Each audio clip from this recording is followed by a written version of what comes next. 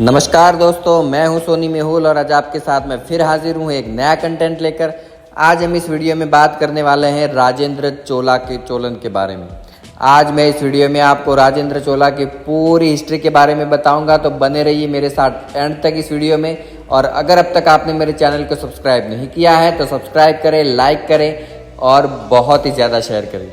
वैसे तो राजेंद्र चोला भारतीय इतिहास के एक महान महाराजा जिन्होंने अपनी काबिलियत और वीरता से अपना राज्य का पालन पोषण किया था।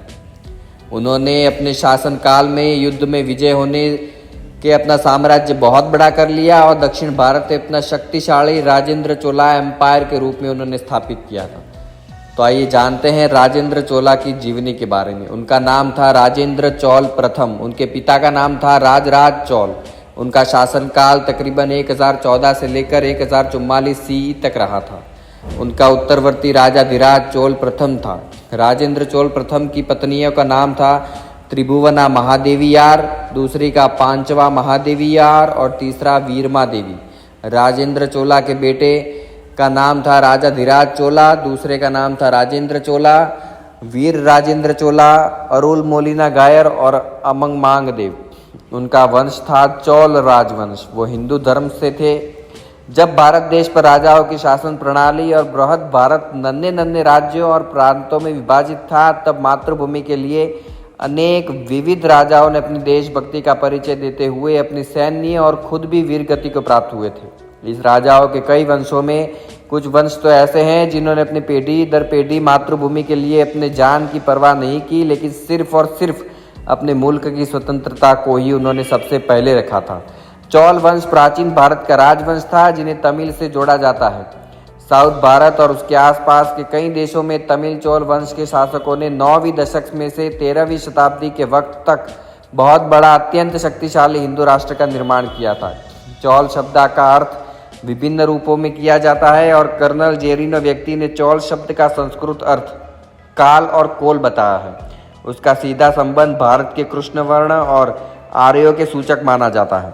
चोल राजवंश संगम युगीन मणि मेकले को सूर्यवंशी कहा गया है। राजेंद्र चोला एक ने अनेक प्रचलित नामों से जाना जाता है। उनके नाम से ही उनकी अद्भुत सिद्धि का अनुमान लगाया जाता है। 12वीं शताब्दी के अनेक राजाओं अपने को अद्भुत कश्यप गोत्र से बताते हैं। चोल राजवंश का उल्लेख अत्यंत प्राचीन समय से ही मिलना शुरू हुआ था और ऋषि ने अपने पुस्तकों में कात्यायन चोंडो का उल्लेख मिलता है। सम्राट अशोक के स्तंभ लेख में भी चोल वंश का उल्लेख प्रताप चोल वंश में अनेक राजा महाराजाओं ने जन्म लेकर के उनकी परंपरा को आगे बढ़ाने को चालू रखा था। राजेंद्र चोला ने अपने शासनकाल में सिंहल पर आक्रमण करके उस राज्य को अपने राज्य में जोड़ लिया था, मगर संपूर्ण प्रदेश नहीं जीत पाए थे और अपने पिता का सपना पूरा करने के लिए राजेंद्र चोला प्रथम ने सिंहल के बाकी रहे हिस्से पर फिर से आक्रमण किया और सिंहल के राजा को करारी हार दे दी और उनको बंदी बना के अपने राज्य में भेज दिया था। राजराज चोला वैसे तो सिंहल राज्य के राजा महिंद पंचम को अपने राज्य में कैद करने के बाद 12 साल तक जीवित रहे थे और बाद में उनकी मौत हो गई थी। प्राचीन काल में कुछ ताम्रा पात्रों पर लिखे के मुताबिक राजेंद्र प्रथम ने लंका के राजा की रानी, पुत्री, वाहन और मुकुट पर अपना अधिकार जमाया था और लंका की संपूर्ण संपत्ति पर राजेंद्र चोला प्रथम का ही शासन चलाया जाता था। उन्होंने पूर्ण लंका पर विजय प्राप्त करके लंका के बौद्ध विहार को समाप्त किया था और पूर्ण राजकोष अपने शासन में ले लिया था। राजेंद्र प्रथम के बाद उनके वंश में की महिंद के पुत्र कश्यप राजा ने फिर से 6 महीने की मेहनत से फिर से सिंहल को जीत लिया था। अब आइए जानते हैं राजेंद्र चोल के पुत्र के बारे में। राजेंद्र चोल प्रथम की राजवंश में उनके उत्तराधिकारी राजा धीराज चोल वंश, जिसने 1044 से 1054 के शासन समय में उसके राज्य का कार्यभार संभाला था और उन्होंने चेर, सिंहल और पांड्य के विग्रहों का दमन कर दिया था। बाद राजा धीराज चोल प्रथम की सोमेश्वर से हुई कोप्पम लड़ाई राजा धीराज की मौत का कारण बना था। उसके बाद ही राजेंद्र चोला प्रथम के सन राजेंद्र द्वितीय, जिन्होंने ईस्वी सन 1052 से 1064 तक शासन किया और उनका राज्याभिषेक हुआ। सोमेश्वर चालुक्य के बीच उन्हीं की जीत हुई थी और चालुक्य वंश के शासकों से उनकी लड़ाई पीढ़ी दर पीढ़ी चलती जा रही थी। राजेंद्र द्वितीय की मृत्यु के बाद वीर राजेंद्र ने राज्य का कार्यभार संभाला और उन्हीं की वीरता के कारण फिर से उन्होंने अनेक युद्ध जीत करके अपने पुरखों का ख्याल रखा। यानी कि राज्य फिर से विस्तृत कर दिया। इतना ही नहीं, लेकिन कई नए प्रांतों को अपने राज्य में भी उन्होंने जोड़ दिया था। अब आइए जानते हैं राजेंद्र चोल प्रथम का सामाजिक योगदान। राजेंद्र चोल प्रथम के शासन काल में प्रजाहित के कई कार्यों को प्राधान्य दी गई, जिसमें शिक्षा और अभ्यास सर्वप्रथम थे। राजेंद्र चोल प्रथम ने मंदिर के निर्माण, साहित्य कला, चोल जेल, मूर्तिकला, स्थापत्य कला, संस्कृति की शिक्षा और सर्वश्रेष्ठ गुरुकुल स्कूलों का निर्माण करवाया था। राजेंद्र चोला बुल टेम्पल बहुत है और महाराजा राजेंद्र प्रथम ने अपने राज्य काल में अपनी प्रजा के लिए जिस गुरुकुल की स्थापना की, उसमें तमिल और संस्कृत भाषा में शिक्षा दी जाती थी। और राजेंद्र चोल प्रथम ने अपने शासन काल में अपनी प्रजा के लिए अनेक अच्छे कार्य किए थे। और राजेंद्र चोल एक उम्दा व्यक्तित्व धारण करने वाले राजा थे और अपने शासन काल में किसी भी तरह की कोई भी इंसान को दिक्कत या परेशानी ना हो, ऐसा वो शासन चलाते थे। वैसे तो चोल साम्राज्य के महाराज राजेंद्र प्रथम 1012 ईस्वी से लेकर 1044 ईस्वी तक अपने राज्य वंश में सबसे वीर और प्रतापी राजा थे। उन्होंने अपने शासन काल में युद्ध में विजय होकर अपना साम्राज्य बहुत बड़ा कर लिया था। उन्होंने दक्षिण भारत में अपना शक्तिशाली शासन साम्राज्य के रूप में स्थापित किया। चोल वंश के शासकों ने 9वीं शताब्दी से लेकर 13वीं शताब्दी के वक्त तक एक बहुत बड़ा और अत्यंत शक्तिशाली हिंदू राष्ट्र का निर्माण किया।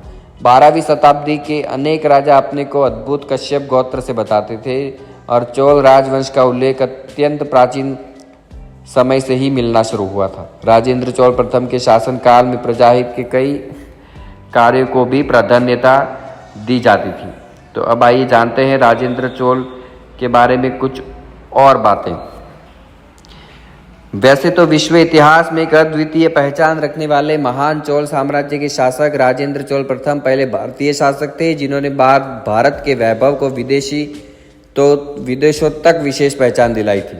चोल साम्राज्य के काल में भारत एक बड़ी ताकत और संपन्नता के लिए पहचाना जाता था। ये सत्य है कि चोल साम्राज्य की महानता और वैभव को देश में अब तक अनदेखा किया जा रहा था, लेकिन ये वही काल था जब भारत एक बहुत बड़ी ताकत और संपन्न राष्ट्र के रूप में चोल वंश के शासक राजेंद्र चोल प्रथम के नेतृत्व में संपूर्ण भारत के साथ ही पूर्व एशिया तक पहुंच गया था। आज से लगभग 1500 वर्ष पूर्व सातवाहनों के निर्बल होने के बाद दक्षिण भारत में पल्लवों और पांड्यों का प्रभुत्व हो गया था और चोल राजवंश उन दिनों पल्लवों के अधीन था और वर्तमान कुडप्पा जिले जो तमिलनाडु के क्षेत्र तक उनका शासन सीमित था। लेकिन 9वीं शताब्दी के अंत में चोलों की शक्ति कुछ बढ़ने लगी।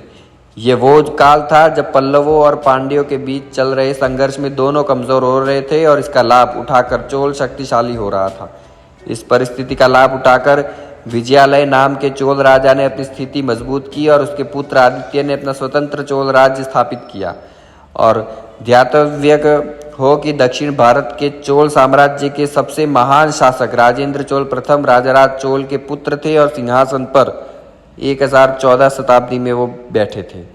राजेंद्र चोल प्रथम ने बिहार और बंगाल के पाल वंश के राजा महिपाल को हराने के पश्चात सुदूर दक्षिण से गंगा के मैदानों तक राज्य की सीमा हो जाने के कारण गंगेकोंड की उपाधि धारण कर गंगेकोंड यानी गंगईकोड़ा चोलपुरम नाम का एक नई राजधानी का निर्माण किया और वहां उन्होंने एक शिव मंदिर भी बनवाया।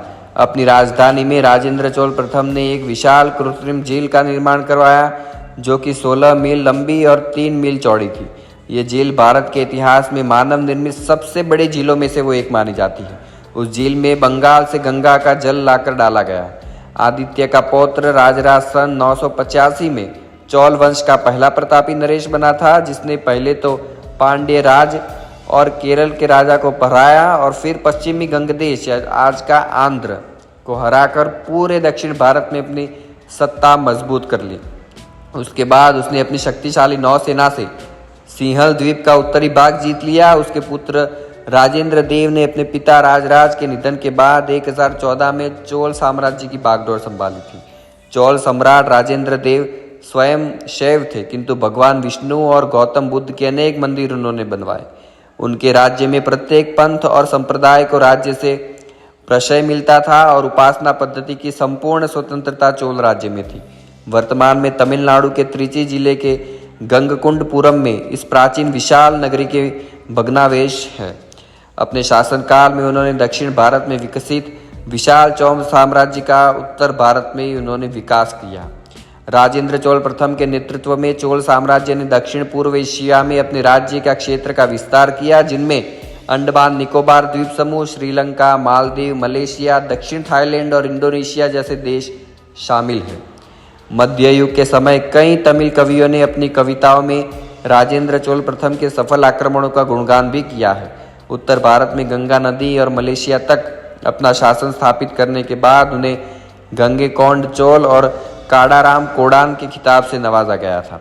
राजराज और राजेंद्र चोल प्रथम एक दूरदर्शी शासक थे, जिससे एक शक्ति संपन्न भारत की आवश्यकता दिखलाई पड़ रही थी, क्योंकि उत्तर भारत में महमूद गजनवी के आक्रमण भी शुरू हो चुके थे। इसके लिए उसने चोल साम्राज्य का विस्तार कर दक्षिण पथ को सैनिक दृष्टि से सुदृढ़ करने का कार्य भी आरंभ कर दिया था।